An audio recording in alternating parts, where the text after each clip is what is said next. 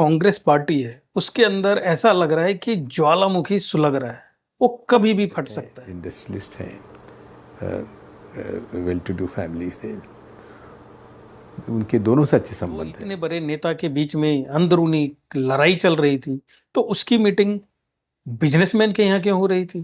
तो राहुल गांधी के यहाँ ले जाते, सोनिया के यहाँ ले जाते। क्या कर रहे हो? Narendra surrender Rice, who was the then Secretary of State, flew in.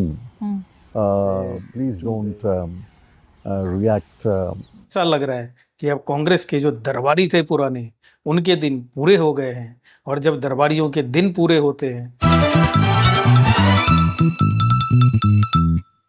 नमस्कार, मैं हूं नवीन झा, रिलायबल मीडिया नेटवर्क से। दोस्तों, जो कांग्रेस पार्टी है उसके अंदर ऐसा लग रहा है कि ज्वालामुखी सुलग रहा है, वो कभी भी फट सकता है। बीच बीच में चिंगारियां तो उठती रहती है, लेकिन एक दिन ऐसा होगा कि ऐसा ज्वालामुखी फटेगा कि ये पार्टी लावा में तब्दील हो जाएगी। क्यों हो जाएगी, मैं क्यों कह रहा हूँ, इसका 2 एग्जाम्पल देके बताऊंगा। तो अगर आपने अभी तक चैनल को सब्सक्राइब नहीं किया है तो कर लीजिए, और वीडियो को लाइक और शेयर करना ना भूलना। अगर आपको ये बोला जाए कि कांग्रेस पार्टी के लॉयल लोगों की अगर लिस्ट बनाओ, तो सबसे पहला नाम, दूसरा नाम, और 1 से 10 तक लिस्ट बनाने के लिए बोला जाए तो उसमें दिग्विजय सिंह और पी चिदंबरम का नाम जरूर आएगा दोस्तों।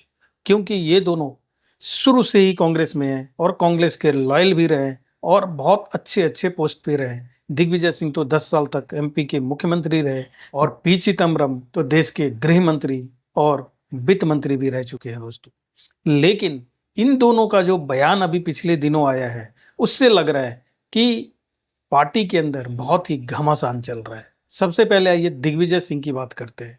अभी 1 से 1.5 महीना पहले दिग्विजय सिंह ने मिलिंद खांडेकर, एक आज तक के पत्रकार हैं, जिसको बुला के घर पे इंटरव्यू दिया है, और उस इंटरव्यू में दिग्विजय सिंह ने कांग्रेस की क्या पोल पट्टी खोली है, पहले ये क्लिप सुनिए, फिर आगे बात करें। मैं नाम नहीं लेना चाहूँगा, जो कि एक शख्सियत है, इंडस्ट्रियलिस्ट हैं, वेल टू डू फैमिली से, उनके दोनों से अच्छे संबंध हैं। मैं उनके पास गया और जाने के बाद उनसे कहा कि देखिए, इन दोनों की लड़ाई में तो सरकार हमारी गिर जाएगी, आप ज़रा संभालिए, क्योंकि आपके दोनों के साथ संबंध है।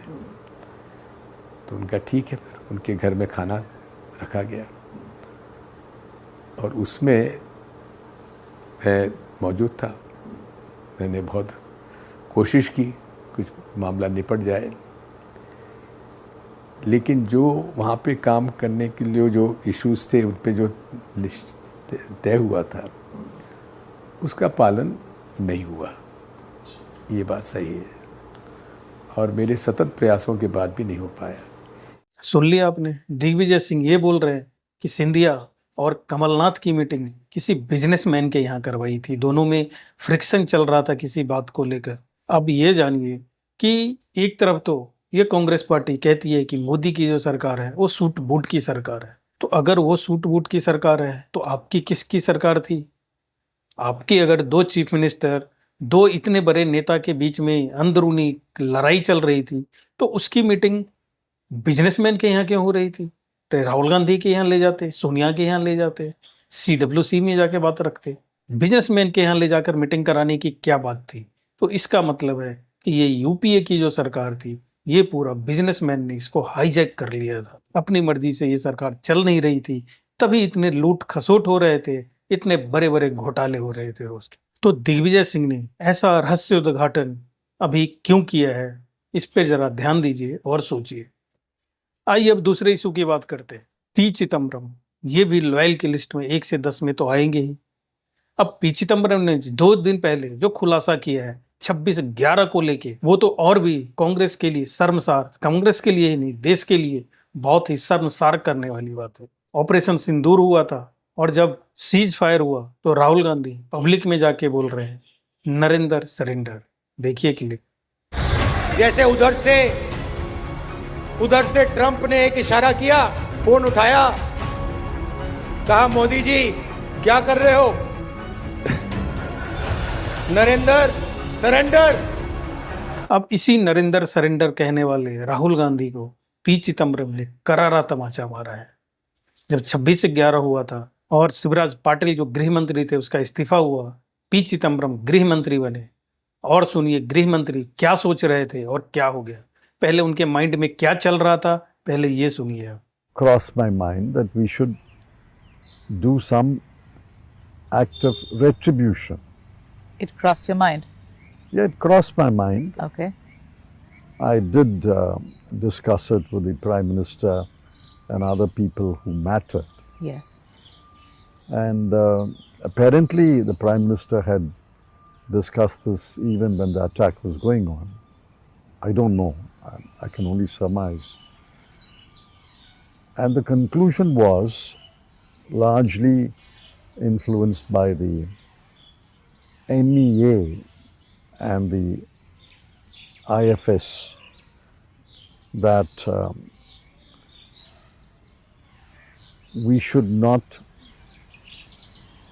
physically react to the situation, but we should employ diplomatic means. सुन लिया आप, ये सोच रहे थे कि हम कुछ अटैक करें, फिजिकल कुछ करें पाकिस्तान के ऊपर, क्योंकि इतना बड़ा अटैक हो गया था।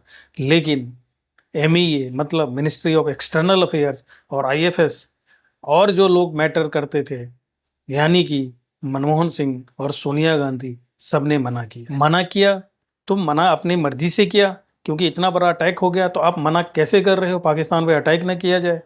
तो इसके पीछे क्या कारण थे, इसका भी रहस्योद्घाटन पी चिदम्बरम ने किया है। सुनिए जरा। Whole world was descending upon Delhi to tell us that don't start a war. For example, Condoleezza Rice, Yeah. who was the then Secretary of State, flew in 3 days after I took over to meet me and the Prime Minister and to say, please don't react. सुन लिया आपने।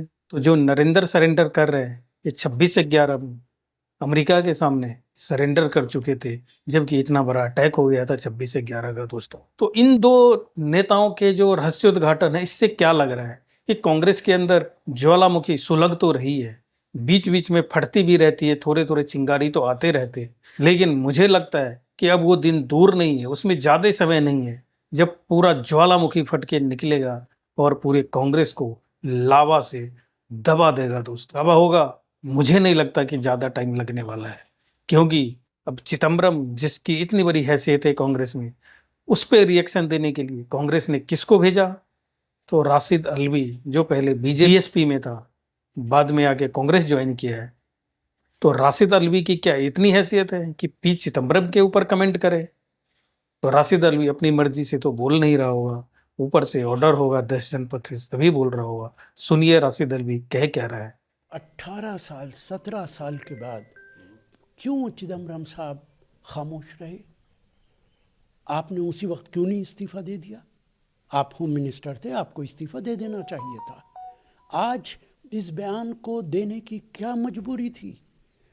राहुल गांधी के हाथों को आप कमज़ोर करना चाहते हैं?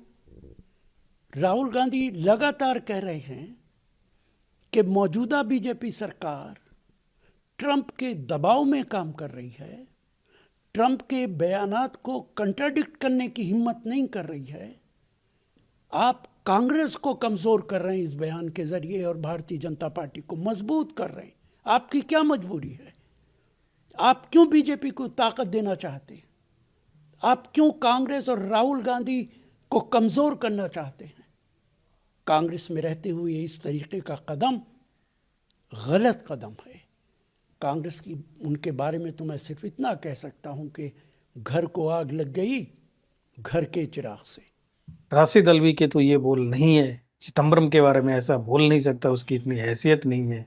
लेकिन ऐसा लग रहा है कि अब कांग्रेस के जो दरबारी थे पुराने, उनके दिन पूरे हो गए हैं, और जब दरबारियों के दिन पूरे होते हैं तो वही दरबारी जो होते हैं पूरी सभा को मट या मेट कर देते हैं, और यही कांग्रेस के अंदर चल रहा है। ये कब होगा, कैसे होगा, ये तो दरबारी ही तय करेंगे, लेकिन इसमें ज़्यादा समय नहीं लगेगा, ऐसा मुझे बिल्कुल ही लगता है। दोस्तों, अगर आपने अभी तक चैनल को सब्सक्राइब नहीं किया है तो कर लीजिए, और वीडियो को लाइक और शेयर करना ना भूलना। दोस्तों, धन्यवाद।